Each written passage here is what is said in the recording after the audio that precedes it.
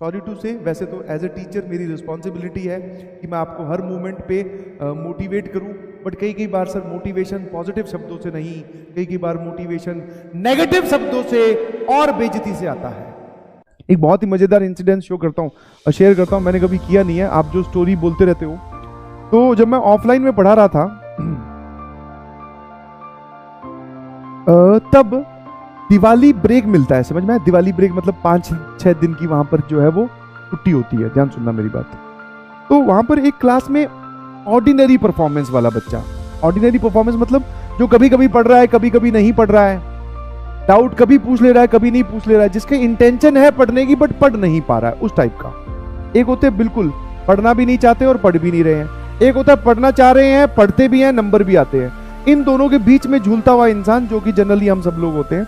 तो वो एक बच्चा था, दिवाली तक सेशन हो चुका था, मतलब अच्छे खासे 3-4 महीने बीत चुके थे। तो वो मेरे पास फिर दिवाली वही होमवर्क बांटा, उसमें क्या कुछ अच्छे सवाल मैंने किसी बुक से टिक करवाए, ठीक है ना। तो मैंने वो जब बुक से टिक करवाए क्वेश्चन, तो क्लास से जब मैं बाहर निकलने लगा, सब लोग हैप्पी दीपावली विश करके निकल रहे थे, ठीक है। तो वो मेरे पास आया कि सर मैं ये सारे क्वेश्चन सॉल्व कर लाऊंगा। अब मेरे दिमाग में तो यह, मैंने कहा ये अच्छे सवाल है, पहले तू नोट्स के सवाल तो कर ले, ठीक है, और फिर तू मॉड्यूल तो कर ले, फिर इन पे जाना। मेरे दिमाग में ये चीज चल रही थी, तो उसको मैंने कहा रहने दे बेटा, कोई बात नहीं, तू नोट्स कंप्लीट कर ले और अपने मॉड्यूल पे ध्यान दे। ये बात मैंने बहुत ही लाइट वे में बोली, और मेरा जो उसका फीडबैक था, मैं उसी के बेसिस पे वो बात बोल रहा था। अब हुआ क्या, दिवाली ब्रेक खत्म हुई, 5-6 दिन की दिवाली ब्रेक खत्म हुई।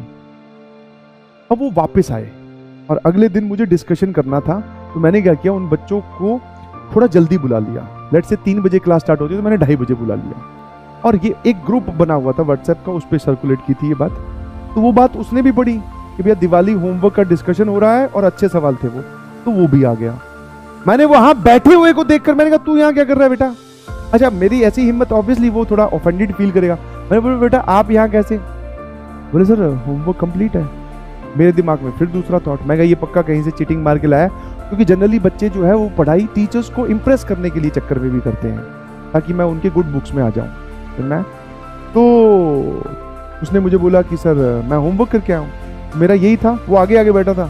मैंने कहा सॉल्व किया, बता, मतलब मैं ऐसे चेक करता हूँ होमवर्क कि भैया तूने चाहे किसी से देख के लिखा है नहीं लिखा है, मुझे नहीं उससे फर्क पड़ता, पर हाँ कोई सवाल अगर तुझसे सॉल्व हो गया मतलब वो तुझे आता है, तो मैं जब तुझे पूछूं तो तू उसको एक्सप्लेन कर सके। बोले हाँ सर। भाई साहब करीबन मैंने 60 या 70 सवाल दिए होंगे, उसमें से उसने 50 कर रखे थे। और कर रखे थे से मेरा मतलब है कि उसको सॉल्यूशन भी पता था, और सॉल्यूशन पता था मतलब ये नहीं कि x² यहाँ पे y², यहाँ प्लस यहाँ माइनस, ऐसा नहीं, लॉजिक के साथ कि अगर वो कॉर्ड ऑफ कॉन्टेक्ट की इक्वेशन लिख रहा है तो उसको पता है कि t1 बराबर 0 लगेगा, इसके मिड पॉइंट का लोकस ऐसे निकालते हैं। I was surprised, believe me, fully surprised. मैंने कहा यार ये तूने कैसे किया? बोले सर आपने बोला था ना नहीं कर पाऊंगा। बहुत तब मुझे समझ में आया कि हाँ भाई तो इसको मेरे वर्ड्स ने मोटिवेट नहीं किया है, इसको मोटिवेट किया मेरी इग्नोरेंस ने। इसने बात अपनी ईगो पे ले ली, सर ने ऐसा बोल कैसे दिया कि तू नहीं कर सकता।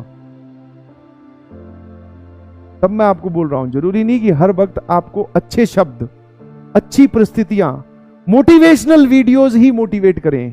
कई बार जो बात ईगो पे लगती है वो इतनी मोटिवेट कर जाती है सर कि हम फिर अपने आप को बदल ही डालते हैं।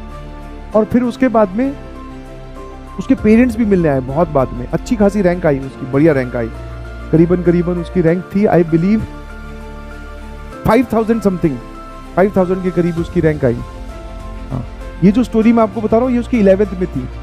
तो उसके पेरेंट्स जब भी पीटीएम में मिलने आते बोले सर आपने क्या किया? अच्छा, वो घर पे जाके उसका फेवरेट टीचर मैं ही था, ऑल्दो वो मेरे टॉन्ट से ही बदला, वो मैं ही था, हमेशा मुझसे ही बात करता था।